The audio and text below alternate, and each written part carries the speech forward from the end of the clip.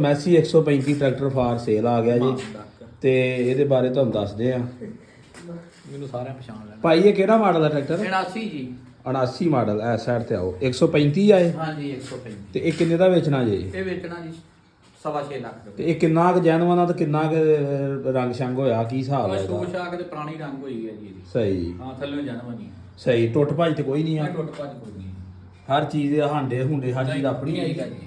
ਸਹੀ। ਤੇ tyre tour ਬੇਦਾਗ ਨੇ? ਹਾਂਜੀ ਟਾਇਰ ਹੋ ਗਿਆ ਇਹ ਹੈ ਟਾਇਰ ਤੇ ਇੰਡੀਆ ਦਾ ਲੱਗਦਾ, ਪਾਲੋ ਦਾ। ਪਾਲੋ ਦੇ ਟਾਇਰ ਪਾਲੋ ਦੇ 13/6/28 ਦੇ ਟਾਇਰ ਵੀ ਵੱਡੇ ਪਾਏ ਨੇ ਇਹਨੂੰ।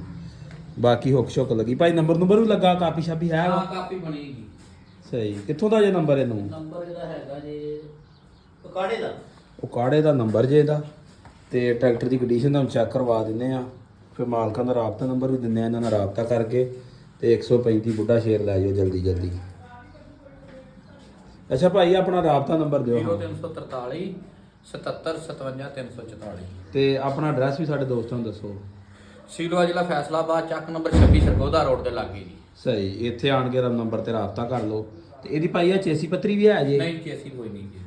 ਉਹ ਕਿੱਥੇ ਗਈ ਆ? ਘੱਟ ਗਈ। ਸਹੀ। ਤੇ ਬਾਕੀ ਮਸਲਾ ਤਾਂ ਕੋਈ ਨਹੀਂ ਹੁੰਦਾ ਕੋਈ ਇਹਦਾ? ਮਸਲਾ ਨਹੀਂ। ਸਹੀ।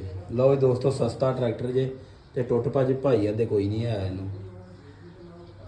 ਬਾਕੀ ਤੁਹਾਨੂੰ A to Z ਚੈੱਕ ਕਰਵਾ ਦਿੱਤਾ ਜੇ। ਜਿਹੜੇ ਕਿਸੇ ਦੋਸਤ ਭਰਾ ਦੀ ਸਮਝ ਆਵੇ ਉਹ ਭਾਈ ਨਾਲ ਰਾਬਤਾ ਕਰ ਲਿਓ। ਟਾਇਰ ਭਾਈ ਆ ਵੀ ਬੇਦਾਗ ਆ ਇਹਦਾ? ਹਾਂਜੀ ਟਾਇਰ ਵੀ